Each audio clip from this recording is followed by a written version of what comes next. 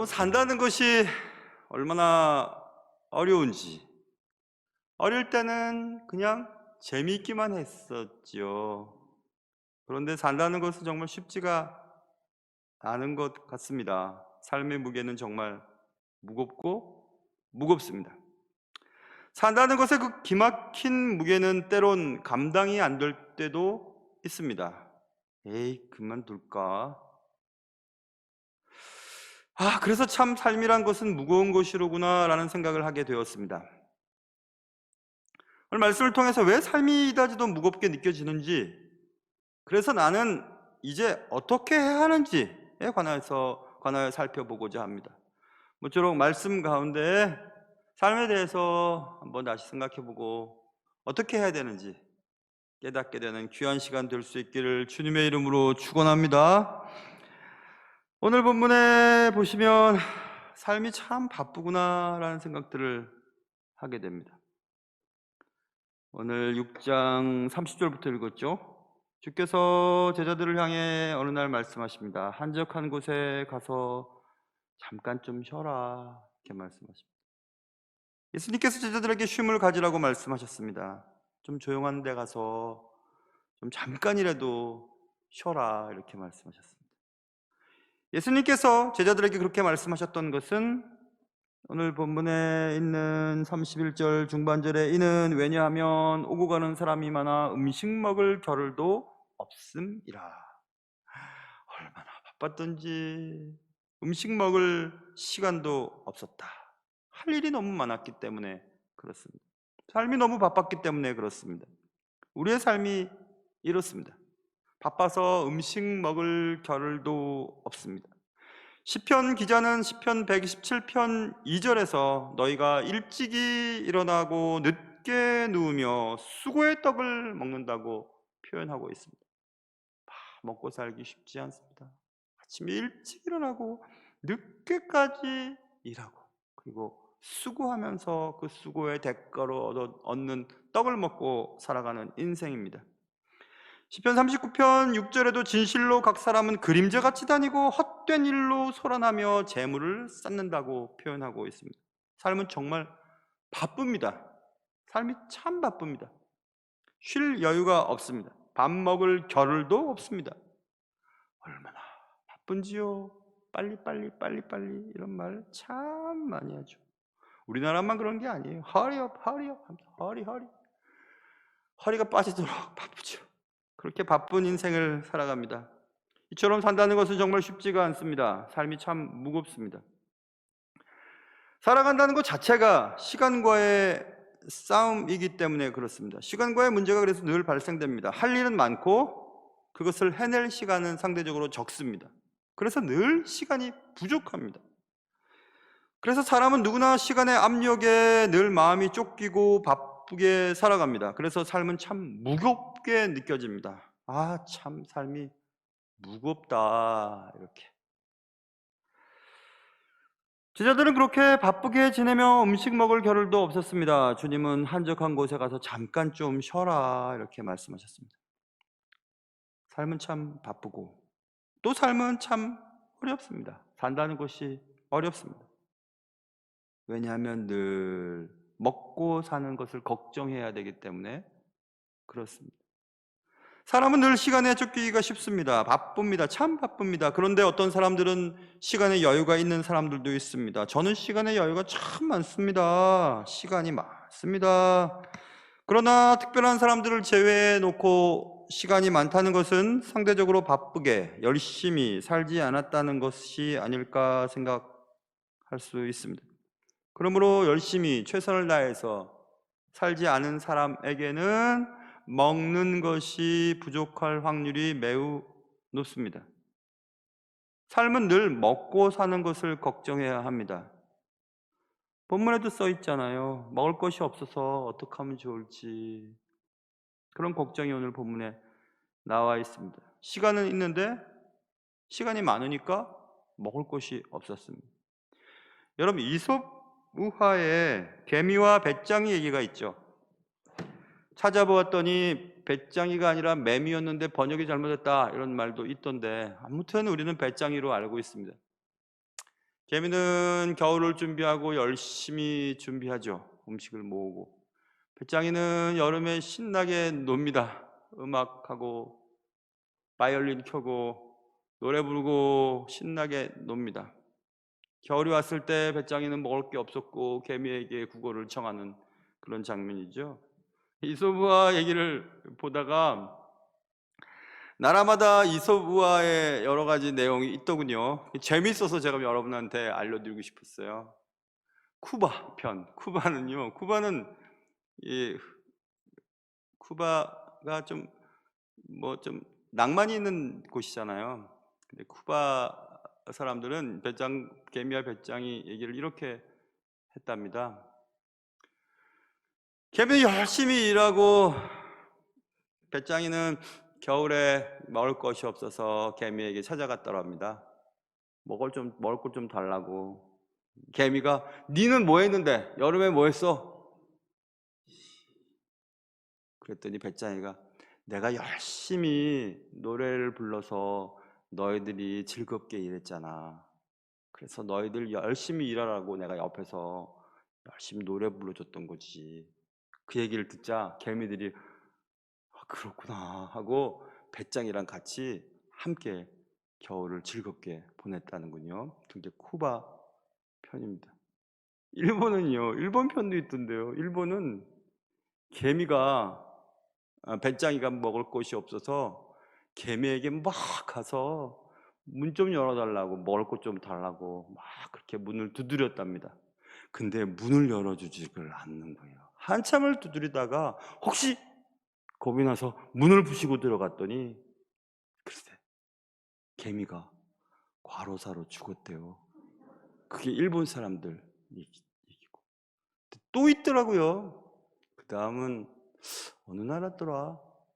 러시아 편이 또 있어요. 그것도 개미와 배짱인데요.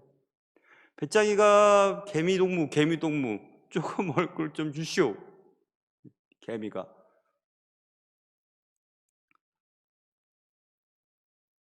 안 된다고 그렇게 얘기를 했대요. 그러자 우리는 동지 아닙니까? 하고 막 얘기를 했답니다. 그래서 개미가 그렇지 우리는 동지지 하고 배짱이와 겨울에 자기 양식을 나눠 먹었대요.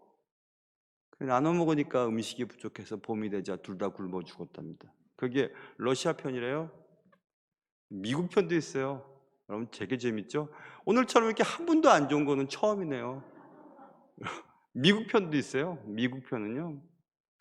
개미가 열심히 이제 노력해서 모았잖아요. 배짱이가 먹을 것 좀 달라고 그렇게 얘기했대요. 그렇지 개미가 우리는 열심히 일할 동안 너는 놀았잖아. 가! 그랬대요. 그래서 배짱이가 너무 슬퍼가지고 자기 집에 가서 열심히 슬픈 노래를 또 지었는데 지나가던 음반 제작자가 그것을 듣고 음반을 제작해줘서 대박이 나서 배짱이가 큰 부자가 됐다는 거예요. 거기에 비해서 개미는 열심히 일하느라 허리 디스크가 와서 병원비로 다 날렸대요. 거기까지가 미국 1편이고 미국 2편이 있던데요. 미국 2편은 그런데 그 배짱이가 큰 돈을 모아가지고 술과 마약과 도박에 빠져서 돈을 다 탕진해서 그렇게 인생이 망쳤고 개미는 허리 디스크를 고친 후에 다시 또 열심히 일해서 큰 부자가 되었다. 그게 미국 편이랍니다. 미국 사람들 얘기죠. 여러분은 머릿속에 그럼 우리나라는 뭘까? 생각이 들죠. 지금 계속 얘기하자면 미국 편도 한국 편도 있고 여러 나라 편이 있는데 얘기하자면 시간이 어떨지 모르겠는데 뭐 기분 좋으니까 또 할까요? 한국 사람은요 이렇대요. 개미가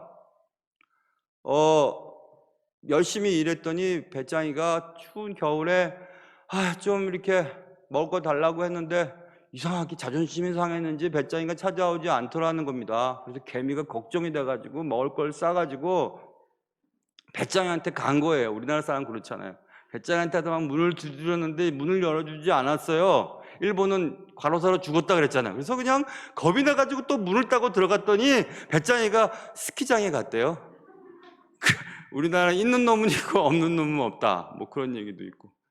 진짜 많던데요. 개미와 배짱이. 지구온난화 편도 있어요. 그것까지 얘기하면 너무 시간이 기니까 이따가 시간이 남으면 제가 해드릴게요. 아니면 이따 주일 저녁 예배 때 해드릴게요. 진짜 많던데요, 개미와 배짱이 얘기. 그 다 공통점이 뭐냐면요, 시간은 많으면, 시간 많이 사용하면 가난하게 된다는 거고, 그리고 열심히 일하면 밥 먹을 시간이 없다는 겁니다. 그 두 사이에서 이 딜레마에 빠져 있는 인생, 그것이 인간이 아닐까 이런 생각을 해보았습니다. 한 시간은 있지만 먹을 것이 없고, 시간이 없으면 먹을 시간도 없고, 그게 인생인 것 같습니다. 오늘 본문에 보면 그들이 있는 곳은 빈들이었습니다. 날도 저물어 갔다고 성경은 말씀하고 있죠. 35절, 때가 저물어 가며 제자들이 예수께 나와 여짜오되 이곳은 빈들이요 날도 저물어 간다. 시간은 있습니다. 그러나 먹고 사는 것이 문제가 되었습니다. 지금 이 본문에 나와 있는 얘기죠. 살아간다는 것은 생계와의 문제가 늘 발생됩니다. 지난주 기도하러 가는데 기도원들이 다 안에서 어디 뭐 아는 친구, 나는 어쨌든 뭐 곳에 가서 제가 밥을 해 먹어야 했어요, 혼자서. 야, 밥 3끼 해 먹는 거 진짜 힘들던데요. 진짜 힘들더라고요. 야, 어떻게 하루 3번씩 밥을 먹고 치우고 그렇다고 기도를 못한 것은 아니었으나 계속 먹는 게 일이었어요. 야, 그게 참 그렇구나. 그래서 한 2끼씩 먹었습니다. 참 쉬운 일이 아니구나. 쉴 시간을 많이 확보하면 결국 먹고 사는 문제에 도달하게 된다. 먹을 것이 없는 인생이 된다. 먹어야 살아갈 텐데 먹을 것이 없다.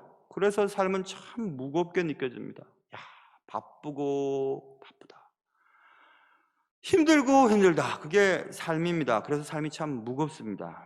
예수께서는 그런 무리를 보시고 불쌍히 여기셨다 34절에 써 있죠. 삶의 무게에 짓눌려 살아가고 있는 인생을 보시고 주님은 불쌍히 여기셨습니다. 때론 시간이 없어서 잠깐도 쉬지 못했던 사람, 먹을 겨를도 없었던 인생, 그러나 시간이 많으면 먹을 것이 없어서 또 문제가 되는 인생, 시간이 없으면 없어서 문제고 시간이 있으면 있어서 문제인 인생, 그것이 우리 인생들입니다. 예수님은 그런 무리를 보셨습니다. 먹을 겨를도 없이 쉬지 않고 일하는 인생을 보셨습니다. 시간이 있어도 먹을 것이 없는 인생도 보셨습니다. 그리고 예수님은 그들을 불쌍히 여기셨습니다. 예수님이 그들을 불쌍히 여기셨던 것은 목자 없는 양 같음으로 인하여 불쌍히 여겼다. 이렇게 34절에 써 있습니다. 아, 그렇구나. 목자가 없는 양이기 때문에 사는 걱정하는 거지. 먹을 걱정, 쉴 걱정.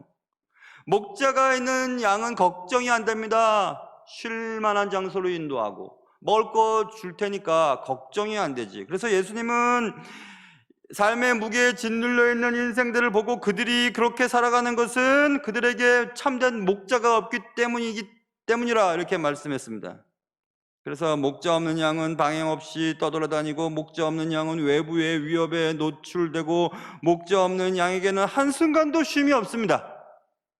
그런 사실을 아신 예수님은 마음이 아프셨습니다. 그래서 예수님은 무리를 보시고 불쌍히 여기셨습니다. 참 불쌍하구나. 살아간다는 것은 늘 시간과의 문제입니다. 살아간다는 것은 늘 생계와의 문제가 발생됩니다. 할 일은 많고 그것을 해낼 시간은 적습니다. 늘 시간이 부족합니다. 왜 그렇게 바쁜지. 또는 시간을 충분히 확보하고자 하면 먹고 사는 문제에 도달하게 됩니다. 늘 그래서 양식이 부족합니다. 잘못하면 빌어먹을 수도 있습니다. 이래도 문제, 저래도 문제입니다. 찬양을 드리다 보면 뭐 개인적으로 찬양 드리거나 기도할 때 찬양 드리면 찬양을 속도를 늘릴 수도 있고 줄일 수도 있고 길게 할 수도 있고 짧게 할 수도 있죠. 그러나 예배를 인도할 때는 박자에 맞춰서 해야 되는데 대부분 교회마다 예배 인도할 때 찬양이 늘어집니다. 그래서 제가 사회 보고 인도하시는 목사님들에게 좀 빨리 하라고, 늘어지지 말게, 거기 있는 부점에 맞춰서 해달라고, 조금 빠르게 하면 조금 빠르게 하고 느리게 하면 느리게, 그거 좀 맞춰달라고 여러 번 제가 얘기를 했어요. 그랬더니 이제는 완전히 빨리빨리 하게 됐어요. 아까 나 주 예수 이름 높이며 부를 때 숨 넘어갈 뻔했습니다. 따라가느라고. 여러분 안 그래요? 나 정말 못 따라가겠더라고요. 너무 빨라가지고.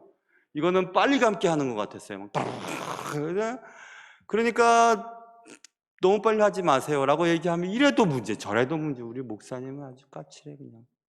그래서 이 밸런스 맞추는 게 되게 힘들잖아요, 그렇죠? 빨라도 안 되고 느려도 안 되고 딱 맞춰야 됩니다. 시간도 음식 먹을 겨를도 없이 살아가는 것은 안 되는 겁니다. 그리고 먹을 것이 없을 만큼 게으른 것도 안 되는 겁니다. 그 어떤 것이 밸런스를 맞출 수 있을까? 그게 이제 문제죠. 그게 문제입니다. 어떻게 살아야 되는가? 예수님은 인생의 무게를 아셨습니다. 그리고 불쌍히 여기셨습니다. 예수님은 우리가 쉬어야 할 존재임을 아셨습니다. 그래서 잠깐 쉬라고 하셨습니다. 그리고 예수님은 먹어야 할 존재임도 아셨습니다. 먹을 것을 제공해 주시죠. 예수님은 사람들을 배불리 먹이십니다. 22절 말씀, 22절인가요? 42절의 말씀에 보면 예수님은 사람들을 배불리 먹이셨습니다. 배불리 먹이셨다. 그리고 양식을 남게 하셨습니다. 43절 남은 떡 조각과 물고기를 12바구니에 차게 거두었으며, 남다는 표현은요 굉장한 의미가 있습니다. 남는다. 요즘 우리가 욥기서를 새벽마다 공부하고 있지요. 욥기 20장 보면 20장 21절 남기는 것이 없이 모두 먹으니 그런즉 그 행복이 오래가지 못할 것이라. 기가 막힌 표현입니다. 남기는 것이 없이 모두 먹어버렸으니까 행복이 사라진 거예요. 이제 먹을 거 없는데 라고 하는 행복. 먹을 거 이제 먹어야 되는데. 그러니까 남김은 행복과 연결되어 있는 단어거든요. 그러니까 남겼다는 얘기는 이제 더 이상 행복이 사라졌다는 뜻이 아니라 행복이 남아있다는 뜻입니다. 우리가 쉽게 이해할 수 있는 것은 그런 거겠죠.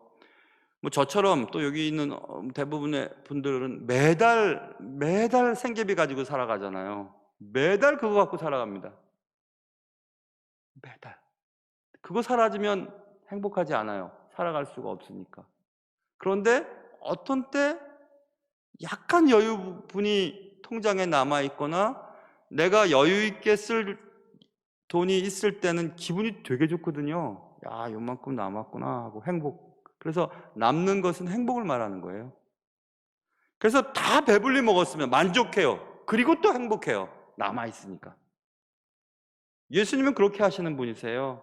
딱 먹고 살고 딱 먹고 죽고 그렇게 하시지 않고 만족도 주시고 행복감도 유지시켜 주시는 분. 그게 예수님이시거든요. 아, 삶이 참 무겁다. 참 무겁다. 시간도 없고 양식도 부족하다. 그래서 참 쉼이 없다.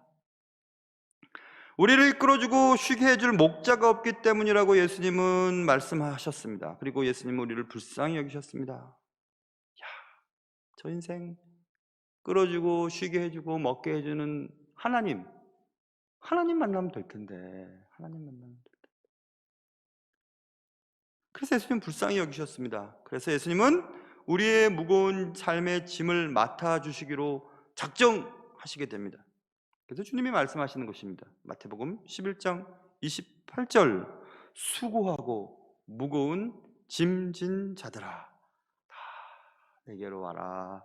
내가 너희를 쉬게 하리라. 너무너무 귀한 말씀이죠. 인생의 짐, 먹고 사는 문제, 건강 문제, 시간이 없어서 바쁜 사람들, 여러 가지 문제들 앞에 놓여있는 삶의 무게 때문에 삶이 무겁게 느껴지는 사람들에게 이 말씀은 정말 귀한 말씀입니다. 야, 갖고 와. 무거운 짐 갖고 와. 내가 너희를 쉬게 해줄게.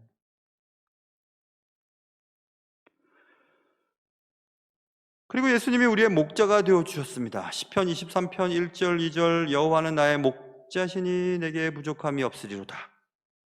하나님이 나의 목자가 되시면 부족한 거 없대요. 그가 나를 푸른 풀밭에 누이시며 쉴 만한 물가로 인도하시는도다. 푸른 풀밭이 있으면 먹을 것 걱정 없죠? 쉴 만한 물가로 인도하신다. 외부로부터 공격을 다 보호해 주시니까 쉴 수 있죠. 그래서 쉬는 겁니다. 먹고 쉬는 겁니다. 아, 그럼 되는구나. 여러분, 삶이 무겁게 느껴질 때가 있습니다. 왜 사는 게 힘드냐? 그러나 예수님이 내 목자가 되는 순간 내 어깨에 있던 삶의 짐이 순식간에 해결되는 것을 여러분 경험하셨을 겁니다. 아니면 하셔야 됩니다. 부족함이 없기 때문에 걱정이 없는 거예요. 몇 주 전 어떤 집사님 제 방에 와서 이런저런 얘기하면서 오래전에 제가 설교 시간에 무슨 얘기하다가 제 아내에게 뭐 사줄까? 이렇게 얘기했더니 제 아내가 아무것도 필요 없다고, 부족한 게 하나도 없다고 하는 그런 얘기를 했던 것 같아요. 근데 그 얘기를 듣고 그렇게 감동을 받았대요. 역시 목사님 집안이니까 사모님이 아무것도 필요 없고 부족함이 없다고 얘기를 하는구나. 근데 왜 나는 이렇게 부족한 게 많고 뭘 자꾸 사고 싶고 그렇지? 그런 생각을 했대요. 그러면서 역시 목사님 가정은 다르구나, 그런 생각을 했다고 저한테 얘기를 했습니다. 근데 사실이에요, 여러분. 부족한 것도 없고 모자란 것도 없고 갖고 싶은 것도 없고 더 누리고 싶은 것도 없어요. 그저 좋습니다. 매일매일 살아가는 것이 감사하고 더 뭐 하려고 하는 것도 없어요. 저는 제가 태어나서 제 인생을 돌아볼 때 짧은 인생이지만 제가 계획했던 것보다 훨씬 잘 됐거든요. 훨씬 잘 됐습니다. 더 갖고 싶은 것도 없고 더 이루고 싶은 것도 없어요. 지금도 충분히 감사합니다. 그러니 삶의 무게의 짐이 없죠. 뭐가 더 부족하겠습니까? 여러분도 아마 그러실 거예요. 그래서 제 카톡 프로필에 예수를 잘 믿으면 행복합니다, 이렇게 제가 써놨던 겁니다. 예수를 정말 믿으면요, 행복 안 할 수가 없어요. 돈 걱정, 사는 거 걱정, 자식 걱정, 건강 걱정, 걱정이 태산 같잖아요. 그렇죠? 그렇다고 손 놓을 수도 없잖아요. 손을 놓으면 못 사는데. 그런데 여러분, 예수님이 여러분의 참된 목자가 되시면요, 삶의 짐이 스르르 풀려가게 됩니다. 걱정하지 마십시오. 자녀 걱정, 먹고 사는 거, 죽고 사는 거 걱정하지 마십시오. 하나님께 다 있기 때문에 그렇습니다. 그러므로 예수를 만나게 되면요, 더 이상 시간에 쫓겨서 살아가지 않습니다. 바쁠 수는 있지만 바쁘기 때문에 하지 못한 것 때문에 너무 힘들어하지는 않습니다. 또 더 이상 먹고 사는 것에 대해 매이지 않게 됩니다. 야, 먹고 사는 거 걱정하지 마라, 내가 알아서 다 해줄게. 주님 말씀하셨거든요. 그가 나를 푸른 풀밭에 누이시며 쉴 만한 물가로 인도하시기 때문입니다. 예수님은 여러분과 저의 목자이셔야 하고 목자가 되셔야만 드디어 삶이 가벼워지기 시작합니다. 예수님은 우리를 쉬게도 하시고 먹게도 하시는 분이시기 때문에 그렇습니다. 20대 중반도 되지 않았을 때 저는 제 아내와 결혼했죠.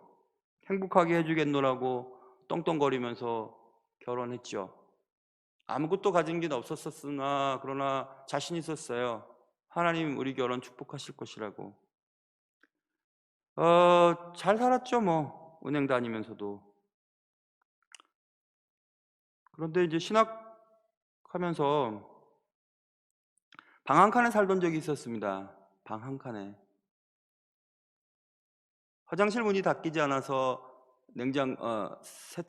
세탁기를 화장실 안에 넣으면 문이 안 닫히니까 외부에서 오는 손님이 화장실을 들어가시려면 방문을 닫아야 했어요. 문이 다 열려 있으니까.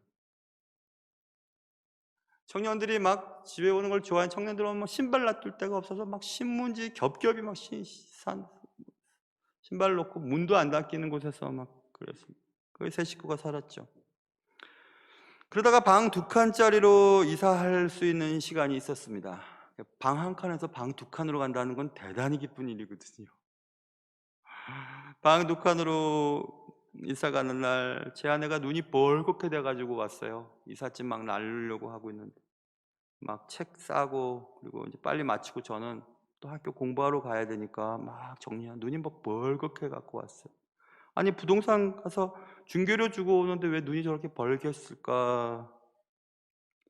제 아내가 저한테 그런 얘기 했습니다. 나 행복하게 해주겠다며. 왜 나 이렇게 비참하게 만들어? 무슨 소리야? 그때는 참 돈이 없었을 때지요. 지금도 그렇지만 부동산 중개료 아저씨 10,000원만 깎아주세요라고 얘기했다가 아저씨가 막 소리를 지르면서 혼을 냈대요. 젊은 여자가 말이야 10,000원 중개료 깎는다고 막 그랬답니다. 사람들 드는 데서. 어찌나 창피하고 얼마나 무안하고 얼마나 비참하든지 10,000원 때문에 눈을 걸어오면서 계속 울었나 봐요. 눈이 막.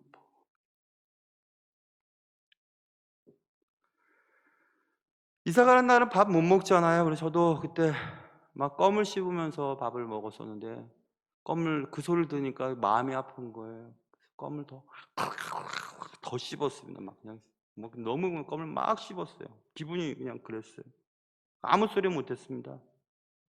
10,000원 깎으려다가 저런 걸 당했으니 10,000원도 책임 못 지는 남편이네. 신학한다고. 그냥 아무 소리 안 하고 짐 싸고 빨리 학교에 간다고 급히 나왔습니다. 나와서 버스를 타는 내내 계속 껌을 씹었어요. 사당동까지 가면 계속 껌을 막 씹었어요.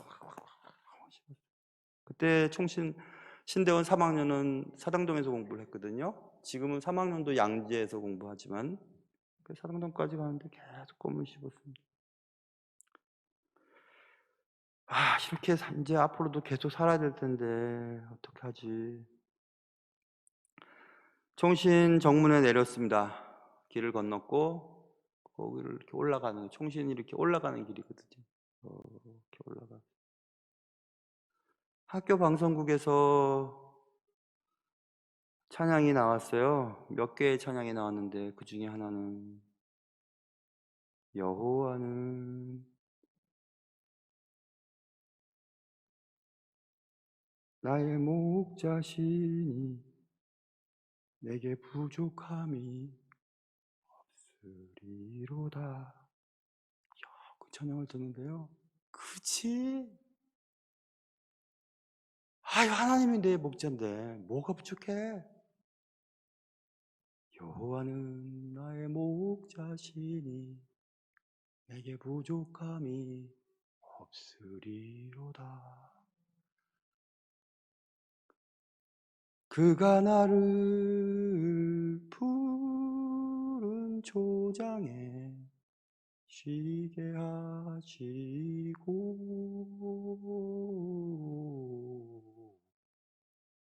잔잔한 물가로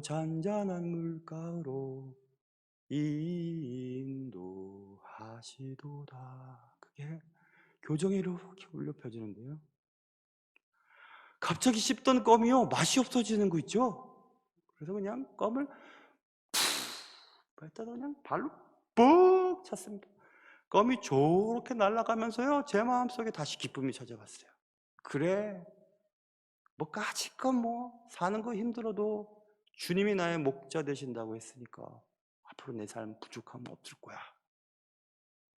그때 생각이 났어요. 그리고 이제 30년째입니다. 내년 지나면 30년, 만 30년째예요. 동기 목사님들과 몇 년 전부터 돈 모으고 있어요. 30년 기념 여행 가자고. 다들 목회하기 바빠서 어디 한 군데도 제대로 못 갔으니까 계속 돈 모아서 제법 모였습니다. 한 사람치는 모였어요. 그래, 지나온 삶이 교육자들 다 마찬가지죠. 사는 거 늘 힘들지요. 여러분들이 좋은 차 샀다고 자랑할 때 나도 타고 싶다 생각 듭니다. 여러분 좋은 아파트 장만해서 이사 갔을 때 나도 저런 데 살았으면 좋겠다 생각 듭니다. 왜 안 들겠어요? 철따라 멋있는 옷 입고 다니실 때 나도 입고 싶다 생각이 왜 안 들겠습니까? 듭니다. 그래도 저는 마음 불편하지 하나도 않아요. 주님이 나의 목자시니까. 그래서 삶이 무겁게 느껴지지 않았습니다. 지난 신학하는 동안 절대 무겁지 않았어요. 아무것도 무겁지 않았습니다. 왜냐하면 예수님이 나의 목자시니까. 여러분, 삶이 참 무겁다고 느껴질 때가 있습니다. 그럴 때 우리는 어떻게 할까? 목자이신 예수님께 나아가면 되죠. 수고하고 무거운 짐진 자들아, 다 내게로 와라. 내가 너희를 쉬게 하리라. 나는 마음이 온유하고 겸손하니 나의 멍에를 메고 내게 배우라. 그리하면 너희 마음이 쉼을 얻으리니 이는 내 멍에는 쉽고 내 짐은 가벼움이라 하시니라. 삶이 참 무겁다. 삶이 참 무겁다라고 느껴지신다면 우리의 짐을 대신 짊어지시고 우리를 안아 기르시는 예수님께 더 가야 할 시간인 것입니다. 예수님께 가서 여러분의 무거운 짐들이 가벼워지고 그리고 쉴만한 물가로 또 푸른 초장으로 인도하시는 우리의 목자이신 예수의 음성을 따라 날마다 살아가는 여러분과 제가 되기를 주님의 이름으로 축원합니다. 기도하겠습니다. 하나님 아버지, 사는 것이 쉽지 않구나라는 것을 느꼈을 때 그때가 주님이 필요할 때임을 알아 주께 더 가까이 가게 하시고, 때론 기막힌 무게, 삶의 무게 때문에 감당이 안 될 때도 삶이란 무거운 게 맞구나. 그렇지만 내 인생의 주인이신 주님이 나의 주님이시니 나 걱정 없다 라고 외치며 살아갈 수 있는 저희들 되게 도와주시옵소서. 귀하신 예수님의 이름으로 기도합니다. 아멘.